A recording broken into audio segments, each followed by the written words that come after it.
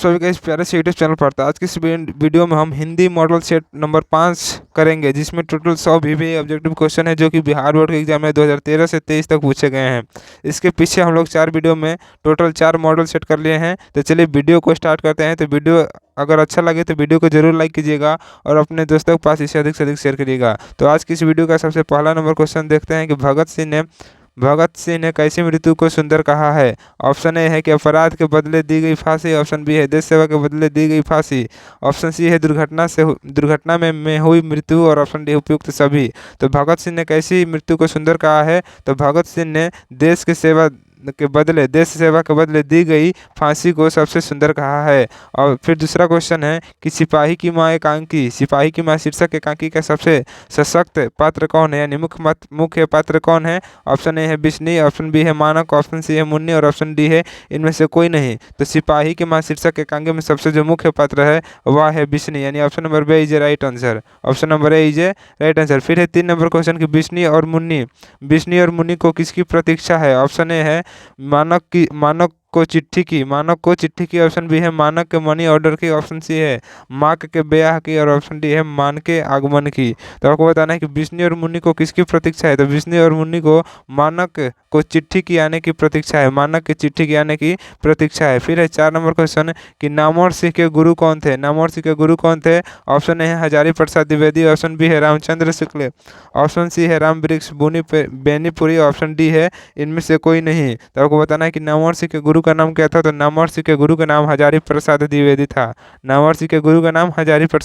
था। फिर है 5 नंबर क्वेश्चन कि नामवर सिंह किस पत्रिका के संपादक रहे हैं। ऑप्शन ए है धर्मयुग, ऑप्शन बी है सारिका, ऑप्शन सी है आलोचना, ऑप्शन डी इनमें से कोई नहीं। तो 5 नंबर क्वेश्चन में आपको बताना है कि नामवर सिंह किस पत्रिका के संपादक रहे हैं। तो नामवर सिंह जो है वह आलोचना पत्रिका के संपादन रहे हैं। फिर है जूठन किनकी आत्मकथा है। ऑप्शन ए है मोहन राकेश, ऑप्शन बी है ओम प्रकाश वाल्मीकि, ऑप्शन सी है मल्लज और ऑप्शन डी है उदय प्रकाश। तो जूठन किनकी आत्मकथा है। तो जूठन जो है वह ओम प्रकाश वाल्मीकि की आत्मकथा है। जूठन ओम प्रकाश वाल्मीकि की आत्मकथा है। फिर है 7 नंबर क्वेश्चन कि जूठन के हेडमास्टर का नाम क्या है। ऑप्शन ए है कलीराम, ऑप्शन बी है काशीराम, ऑप्शन सी है सुखदेव और ऑप्शन डी है ब्रह्मदेव। तो जूठन के हेडमास्टर का नाम क्या है। तो जूठन के हेडमास्टर का नाम है कलीराम, यानी option number A is a right answer. फिर है कि हंसते हुए मेरा अकेलापन के लेखक कौन है। ऑप्शन ए है मलयाज, ऑप्शन बी है भगत सिंह, ऑप्शन सी है ओम प्रकाश वाल्मीकि और ऑप्शन डी है मोहन राकेश। तो हंसते हुए मेरा अकेलापन के लेखक कौन है। तो हंसते हुए मेरा अकेलापन के लेखक हैं मलयाज, यानी option number A is a right answer. Om Prakash Valmiki किसके हैं। तो ओम प्रकाश वाल्मीकि जो है वह जूठन के हैं। भगत सिंह किसके हैं। तो एक लेख और एक पत्र के भगत सिंह है लेखक है। मोहन राकेश किसके हैं। तो मोहन राकेश जो है वह सिपाही की माँ जो चैप्टर है उन्हीं का लेखक है मोहन राकेश है। फिर है 9 नंबर क्वेश्चन कि तिरछ शीर्षक कहानी के कहानीकार कौन है।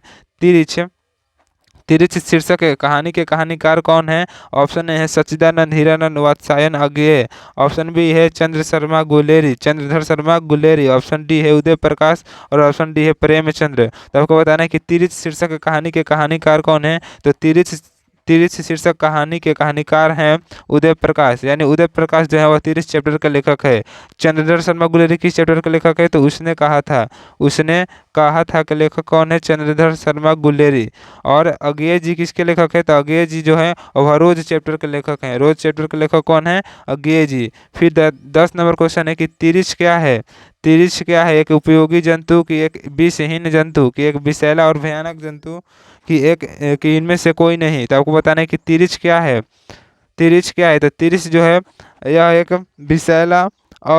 विषैला और भयानक जंतु है। तिरछ जो है यह एक विषैला और भयानक जंतु है, यानी option number C is a right answer. फिर है कि तुलसीदास कैसे कवि थे। ऑप्शन ए है समन्वयवादी, ऑप्शन बी है पृथकतावादी, ऑप्शन सी है छायावादी और ऑप्शन डी है रहस्यवादी। तो तुलसीदास कैसे कवि थे। तो तुलसीदास कैसे कवि थे? तो तुलसीदास जो थे वह एक समन्वयवादी कवि थे। तुलसीदास एक समन्वयवादी कवि थे, यानी option number A is a right answer. फिर है कि कबहुक अम्बम अवसर पाई, कबहुक अम्बम अवसर पाई, यह यहाँ अब संबोधन किसके लिए है? यहाँ पर जो अम्ब है वह किसके लिए संबोधित किया गया है? ऑप्शन ए है राम, ऑप्शन बी है लक्ष्मण, ऑप्शन सी है सीता और ऑप्शन डी है रावण। तो 12 नंबर क्वेश्चन में बताना है कि जो अब है वह किसके लिए संबोधित किया गया है? तो 12 नंबर का राइट आंसर होगा ऑप्शन नंबर सी, यानी सीता के लिए। सीता के लिए अब जो है वह संबोधित किया गया है। फिर है कि भक्तमाल किसकी रचना है? भक्तमाल किसकी रचना है? ऑप्शन ए है नाभादास, ऑप्शन बी है सूरदास, ऑप्शन सी है तुलसीदास, ऑप्शन डी है कबीरदास है। तो भक्तमाल किनकी रचना है? तो भक्तमाल जो है वह नाभादास की रचना है। भक्तमाल नाभादास की रचना है, यानी option number A is right answer. फिर है कि भूषण किस काल के कवि हैं? भूषण किस काल के कवि हैं? ऑप्शन ए है आदिकाल, ऑप्शन बी है भक्ति काल, ऑप्शन सी है आधुनिक काल, ऑप्शन डी है रीतिकाल। तो भूषण किस काल के कवि हैं? तो भूषण जो है वह एक रीतिकाल के कवि हैं। भूषण एक रीतिकाल के कवि हैं। भूषण जी हैं जो एकमात्र रीतिकाल के कवि हैं। फिर है कि सुंघनी साहू परिवार किनसे संबंध था? सुंघनी साहू परिवार किनसे संबंध था? ऑप्शन ए है निराला से, ऑप्शन बी है महादेवी से, ऑप्शन सी है दिनकर से, ऑप्शन डी है जयशंकर प्रसाद से। तो 15 नंबर क्वेश्चन का राइट आंसर होगा ऑप्शन नंबर डी, यानी सुंघनी साहू परिवार जो है वह जयशंकर प्रसाद परिवार से संबंध था, जयशंकर प्रसाद परिवार से संबंधित था, यानी 15 का राइट आंसर है ऑप्शन नंबर डी। फिर 16 नंबर क्वेश्चन कि यूरोप के लोगों में बात करने का हुनर है, यूरोप के लोगों में बात करने का हुनर है, यह किसने कहा है? ऑप्शन ए है जय कृष्णमूर्ति, ऑप्शन बी है ओम प्रकाश वाल्मीकि और ऑप्शन सी है नामवर सिंह और ऑप्शन डी है बालकृष्ण महतो। तो यूरोप के लोगों में बातचीत करने का एक हुनर है, यह किसने कहा है? तो यूरोप के लोगों में बातचीत करने का हुनर है, यह बात बालकृष्ण भट्ट ने कहा है। यह बात किसने कहा है? बालकृष्ण भट्ट ने कहा है। बालकृष्ण किस पाठ के लेखक हैं? तो बातचीत पाठ के लेखक है। पहला चैप्टर है बातचीत, उसी के लेखक है। फिर जय कृष्णमूर्ति किसके लेखक है? तो शिक्षा चैप्टर के लेखक हैं जय कृष्णमूर्ति। नामवर सिंह किनके लेखक है? तो प्रगीत और समाज। नामवर सिंह किसके लेखक है? प्रगीत और समाज। और ओम प्रकाश वाल्मीकि जो है वह जूठन चैप्टर के लेखक है। ओम प्रकाश वाल्मीकि किसके लेखक है? तो जूठन के। फिर 17 नंबर क्वेश्चन है कि सच है जब तक मनुष्य बोलता नहीं तब तक उसका गुण दोष प्रकट नहीं होता, यह किसने लिखा है? 17 नंबर क्वेश्चन में बताना है कि सच है जब तक मनुष्य बोलता नहीं तब तक उसका गुण दोष प्रकट नहीं होता, यह किसने लिखा है? ऑप्शन ए है मलयज ने, ऑप्शन बी है गुलेरी ने, ऑप्शन सी है बालकृष्ण भट्ट ने और ऑप्शन डी है प्रेमचंद्र ने। तो आपको बताना है कि सच है जब तक मनुष्य बोलता नहीं तब तक उसका गुण दोष प्रकट नहीं होता है, किसने लिखा है? तो इसका राइट आंसर होगा option number c, Balkrishna Bhatt. जो पहले चैप्टर बातचीत के लेखक है बालकृष्ण भट्ट, उन्होंने ही लिखा है। फिर 18 नंबर क्वेश्चन कि चंद्रधर शर्मा गुलेरी की लिखी हुई कौन सी कहानी नहीं है? ऑप्शन ए है उसने कहा था, ऑप्शन बी है बुद्धू का काठा, ऑप्शन सी है सुखमय जीवन और ऑप्शन डी है तिरिछ। तो आपको पता है कि तिरिछ जो चैप्टर है इसको किसने लिखा है? तो उदय प्रकाश ने। तिरिछ चैप्टर को किसने लिखा है? उदय प्रकाश ने। तो इसलिए 18 नंबर क्वेश्चन का राइट आंसर होगा ऑप्शन नंबर डी, यानी तिरिछ जो है वह चंद्रधर शर्मा गुलेरी की नहीं है। तिरिछ चैप्टर जो है वह चंद्रधर शर्मा गुलेरी जी की नहीं है। फिर अगला क्वेश्चन है 19 नंबर की, कौन से रचनाकार बिहार से संबंधित है? कौन से रचनाकार बिहार से संबंधित नहीं है आपको बताना है। ऑप्शन ए है जगदीश चंद्र माथुर, ऑप्शन बी है जयप्रकाश नारायण, ऑप्शन सी है रामधारी सिंह दिनकर और ऑप्शन डी है शमशेर बहादुर सिंह। तो आपको बताना है कि कौन से रचनाकार बिहार से संबंधित नहीं है। तो 19 नंबर क्वेश्चन का राइट आंसर होगा option number D, Shamsher Singh Bahadur जो है, शमशेर बहादुर सिंह जो है वह बिहार के रचनाकार नहीं है। फिर है कि कड़वक में कौन सी बातें पाई जाती है? ऑप्शन ए है प्रेम की महिमा, ऑप्शन बी है ईश्वर की महिमा, ऑप्शन सी है मनुष्य की महिमा और ऑप्शन डी है दानव की महिमा। तो कड़वक चैप्टर में कौन सी बातें पाई जाती है? तो कड़वक चैप्टर में प्रेम की महिमा पाई गई है। कड़वक चैप्टर में प्रेम की महिमा की बातें पाई गई है। कड़वक के लेखक कौन है? तो मलिक मोहम्मद जायसी जी है। कड़वक के लेखक कौन है? मलिक मोहम्मद जायसी। फिर है 21 नंबर क्वेश्चन की 9, 2, 11 होना मुहावरे का अर्थ क्या होता है? ऑप्शन ए है भाग जाना, ऑप्शन बी है छिप जाना, ऑप्शन सी है प्रेम करना, ऑप्शन डी है सो जाना। तो 9, 2, 11 होना मुहावरे का अर्थ होता है भाग जाना। 9, 2, 11 होना मुहावरे का अर्थ होता है भाग जाना। फिर है 22 नंबर क्वेश्चन की नाक का बाल होना मुहावरे का अर्थ क्या होता है? नाक का बाल होना मुहावरे का अर्थ क्या होता है? ऑप्शन ए है घृणा करना, ऑप्शन बी है प्रिय होना, ऑप्शन सी है दूर तक देखना, ऑप्शन डी है ईर्ष्या होना। ईर्ष्या करना। तो आपको बोलना है कि नाक का बाल होना मुहावरे का अर्थ क्या होता है, तो नाक का बाल होना मुहावरे का अर्थ होता है प्रिय होना। Option number b is right answer. फिर है जगदीश का संधि विच्छेद क्या होगा, तो जगदीश का संधि विच्छेद क्या होगा, ऑप्शन ए है जग धन दीश, ऑप्शन बी है जगत धन ईश, और ऑप्शन सी है जग धन ईश, और ऑप्शन डी है जगति धन स। तो आपको बताना है कि जगदीश का संधि विच्छेद क्या होगा, तो जगदीश का संधि विच्छेद होगा ऑप्शन नंबर बी जगत धन हिस, जगत धन हिस। फिर है रात का विलोम क्या है, रात का विलोम क्या है, ऑप्शन ए है सुबह, ऑप्शन बी है दिन, ऑप्शन सी है सवेरा, ऑप्शन डी है दोपहर। तो रात का विलोम शब्द क्या होगा, तो रात का विलोम शब्द होगा दिन, यानी option number b is right answer. फिर है कि लोक का विशेषण बताए, लोक का विशेषण बताए, ऑप्शन ए है लोकेश, ऑप्शन बी है लोकेंद्र, ऑप्शन सी है लौकिक, ऑप्शन डी है लोकपरक है। तो आपको बताना है 25 नंबर क्वेश्चन में कि लोक का विशेषण क्या होगा, तो लोक का विशेषण होगा ऑप्शन नंबर सी यानी लौकिक। लोक का विशेषण क्या होगा, लौकिक, option number C is a right answer. फिर है कि पुरुष का विलोम शब्द क्या होगा, तो पुरुष का विलोम शब्द स्त्री होगा, पुरुष का विलोम शब्द स्त्री, पुरुष का विलोम शब्द क्या होगा, स्त्री होगा। फिर है कि महोत्सव का संधि विच्छेद क्या होगा, महोत्सव का संधि विच्छेद, ऑप्शन ए है महाधन उत्सव, ऑप्शन बी है महाधन उत्सव, ऑप्शन सी है महोत धन उत्सव, और ऑप्शन डी है महोत धन सव। तो महोत्सव का संधि विच्छेद क्या होगा, तो महोत्सव का संधि विच्छेद होगा ऑप्शन नंबर बी महाधन उत्सव, महोत्सव का संधि विच्छेद होता है। फिर है संतोष का संधि विच्छेद क्या होगा, संतोष का संधि विच्छेद, ऑप्शन है सत धनतोष, ऑप्शन बी है सम धनतोष, ऑप्शन सी है सत धनतोष, ऑप्शन डी है संत धन ओस। तो आपको बताना है कि संतोष का संधि विच्छेद क्या होगा, तो संतोष का संधि विच्छेद होगा सम धन तोष, यानी option b is a right answer.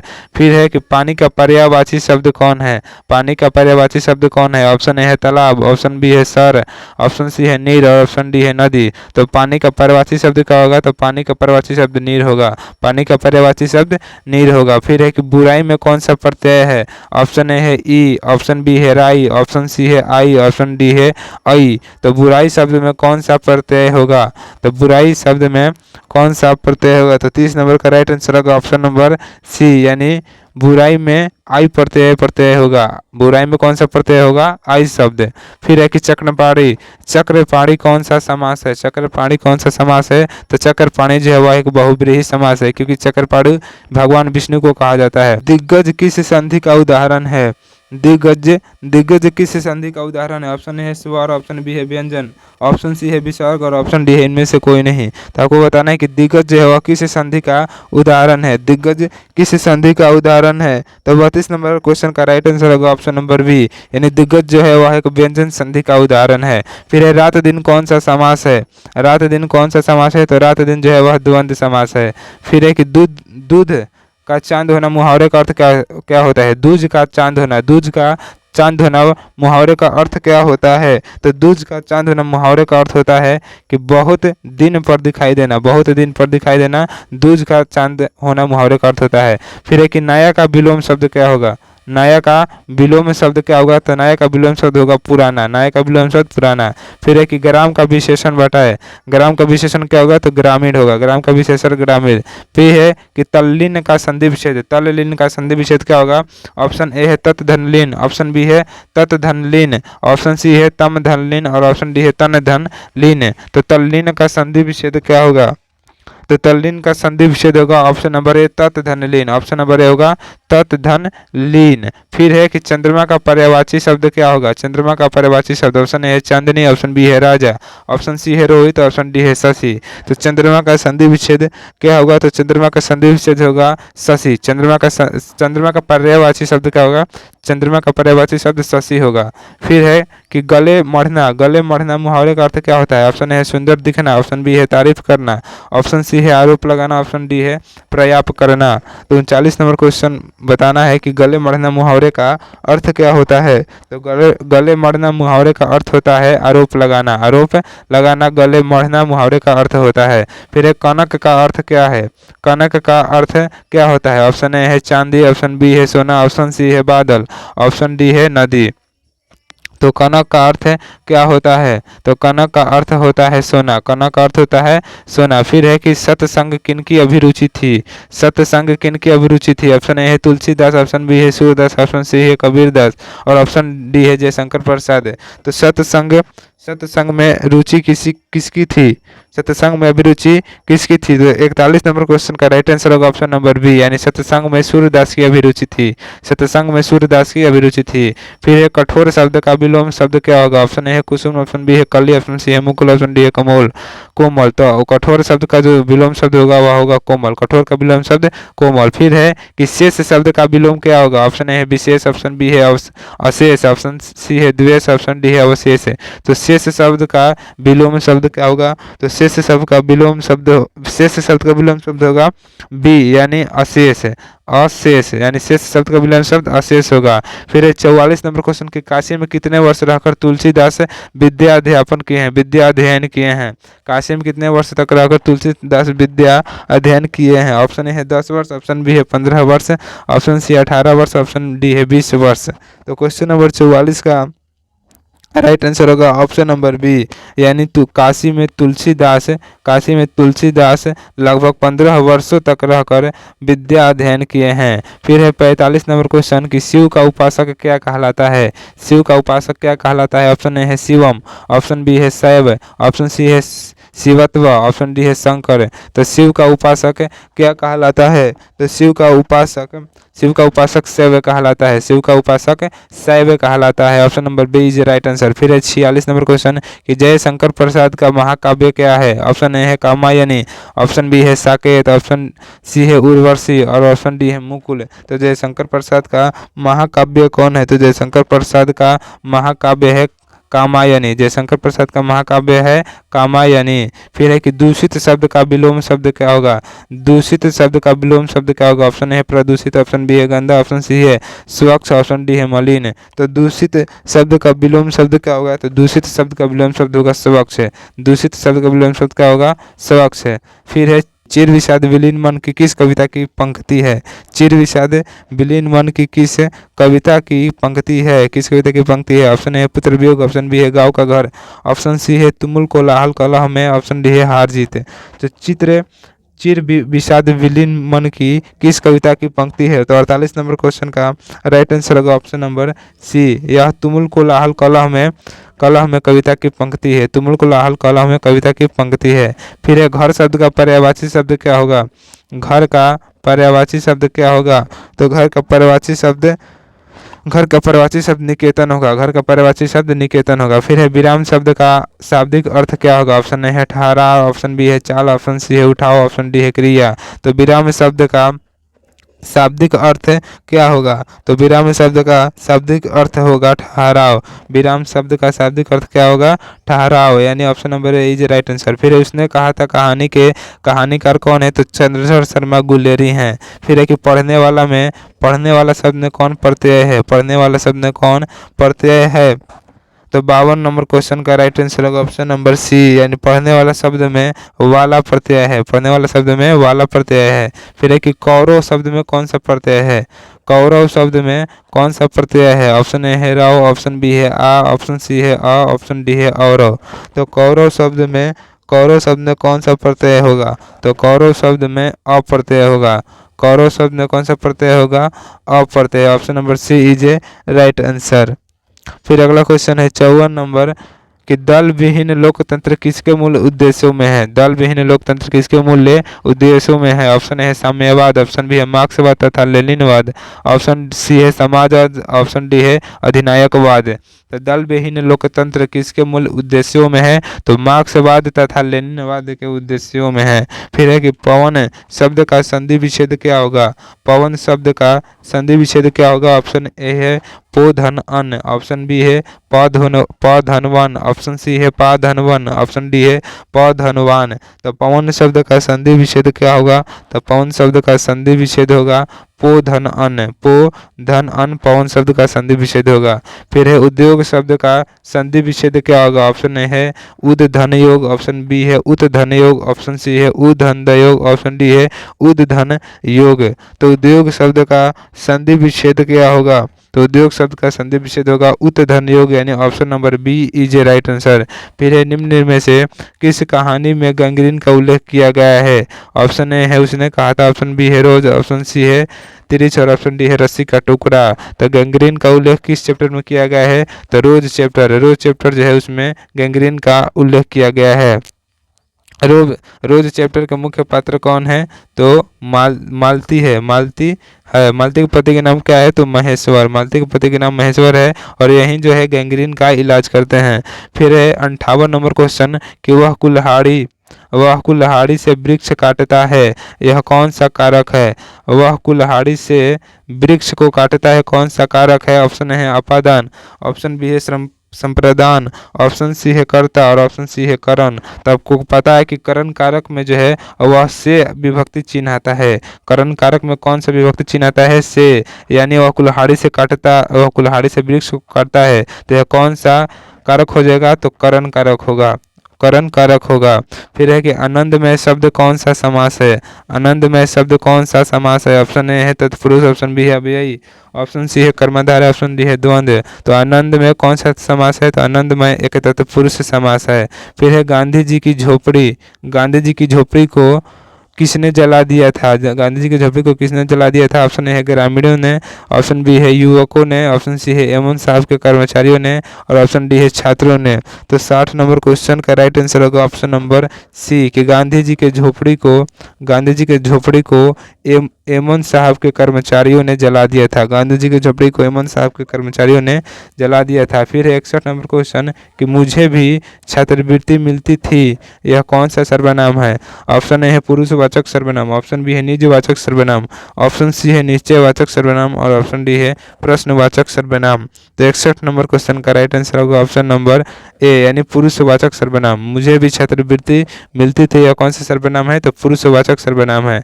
फिर है उपकार शब्द में उपसर्ग क्या है? उपकार शब्द में उपसर्ग क्या है?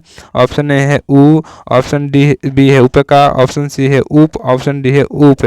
तो उपकार शब्द में कौन सा उपसर्ग है? तो option number D is right answer, यानी उप जो है वह उपकार शब्द में उपसर्ग है। फिर है सिपाही की माँ एकांकी के लेखक कौन है?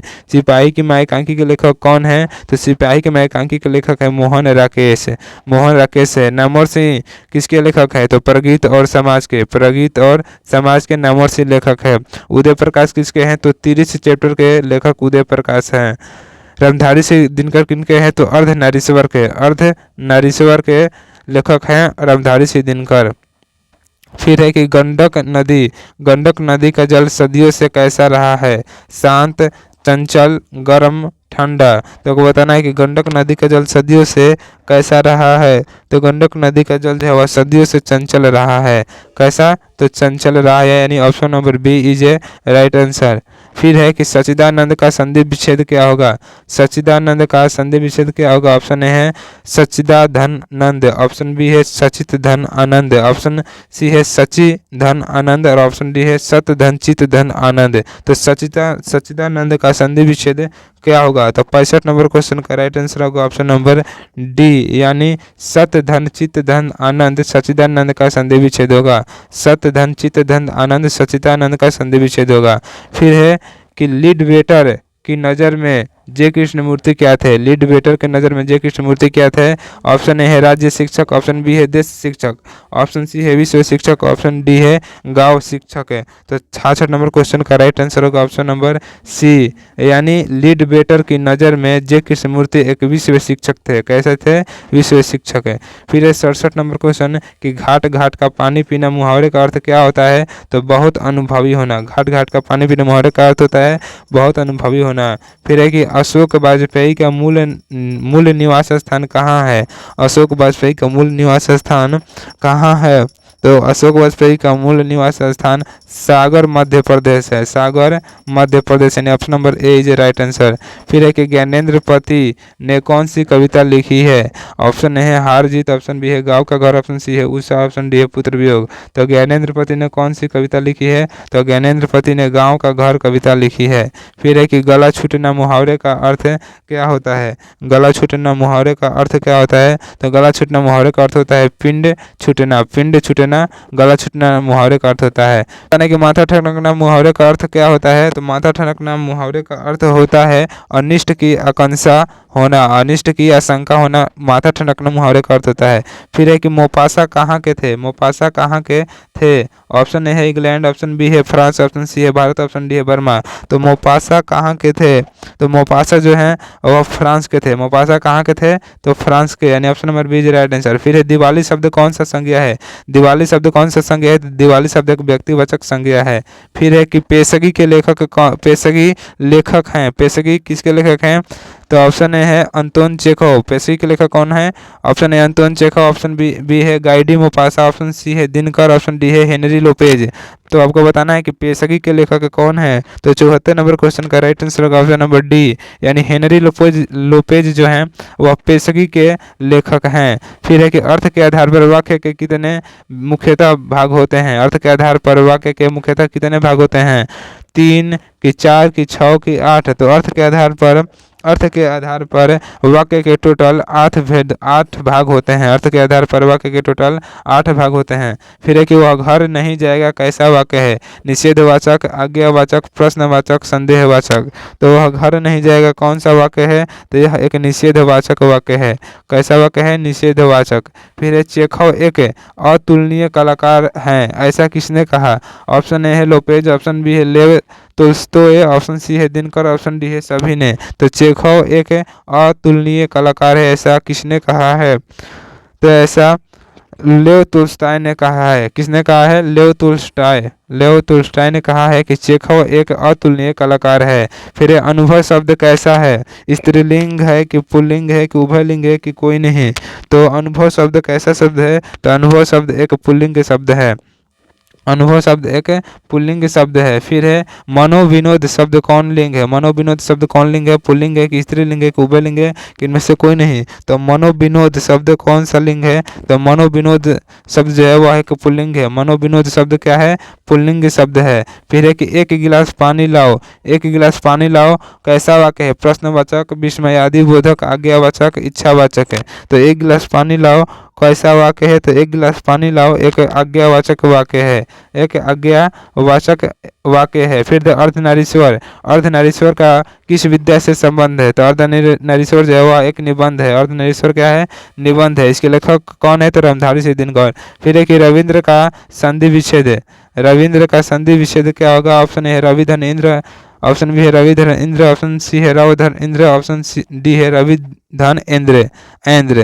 तो रविंद्र का संधि विच्छेद क्या होगा? तो रविंद्र का संधि विच्छेद होगा 82 नंबर क्वेश्चन का राइट आंसर होगा ऑप्शन नंबर ए, यानी रविधन इंद्र रविंद्र का संधि विच्छेद होगा। फिर है कि जानने की इच्छा रखने वालों को क्या कहते हैं? तो जिज्ञासु कहते हैं। जानने की इच्छा रखने वालों को क्या कहते हैं? जिज्ञासु। फिर है जयशंकर प्रसाद किस वाद से संबंधित रचनाकार है? जयशंकर प्रसाद किस वाद से संबंधित रचनाकार है? तो जयशंकर प्रसाद छायावाद से संबंधित रचनाकार है। फिर 85 नंबर क्वेश्चन कि कवितावली के रचनाकार कौन है? कवितावली के रचनाकार कौन है? तो कवितावली के रचनाकार है तुलसीदास। कवितावली के रचनाकार है तुलसीदास। फिर है कि जिस पुरुष की स्त्री मर गई हो उसे क्या कहते हैं? स्त्री विहीन की, पत्नीहीन की, विधुर की, नारी विहीन। तो जिस पुरुष की स्त्री मर गई हो उसे हम लोग विधुर कहते हैं, उसे हम लोग विधुर कहते हैं। फिर है कि चिड़ीमार कौन सा समास है?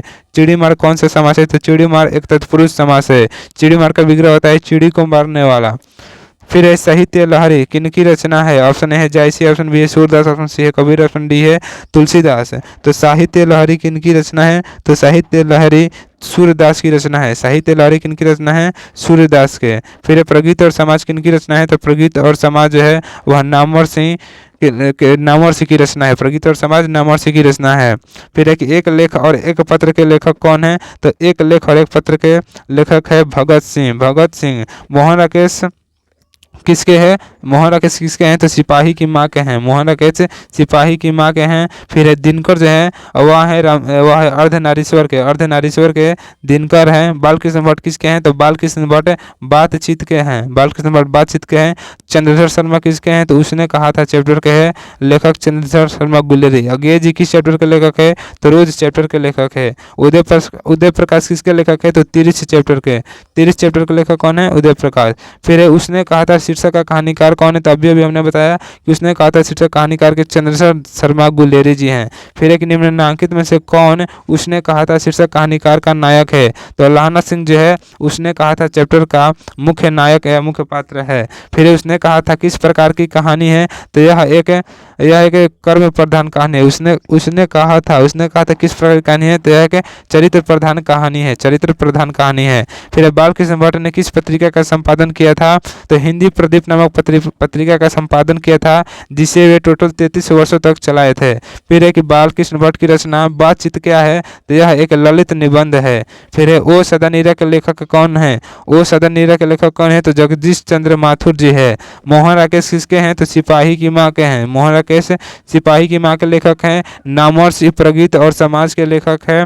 और रामधारी से दिनकर जो है वह अर्धनारीश्वर के लेखक हैं, अर्धनारीश्वर के लेखक हैं। फिर है कि ओ सदानीरा किस नदी को निमित्त बनाकर लिखा गया है, तो गंडक नदी को निमित्त बनाकर लिखा गया है। फिर है कि अर्धनारीश्वर निबंध कब प्रकाशित हुआ था, अर्धनारीश्वर निबंध कब प्रकाशित हुआ था, तो 98 नंबर क्वेश्चन का राइट आंसर होगा ऑप्शन नंबर डी, यानी अर्धनारीश्वर निबंध है वह 1952 में प्रकाशित हुआ था। फिर है दिनकर जी को किस कृति पर भारतीय ज्ञानपीठ पुरस्कार मिला है, तो उर्वशी कृति पर दिनकर जी को भारतीय ज्ञानपीठ पुरस्कार मिला था। फिर है कि रोज शीर्षक कहानी के कहानीकार कौन है, तो इस क्वेश्चन का राइट आंसर आपको कमेंट बॉक्स में लिखकर भेजना है। और यदि वीडियो अच्छा लगा हो तो वीडियो को जरूर लाइक करें, अपने दोस्तों के पास इसे अधिक से अधिक शेयर करें, और चैनल पर नए हैं तो चैनल को सब्सक्राइब कर बेल आइकन को ऑल पर सेट कर लें। Thanks for watching video.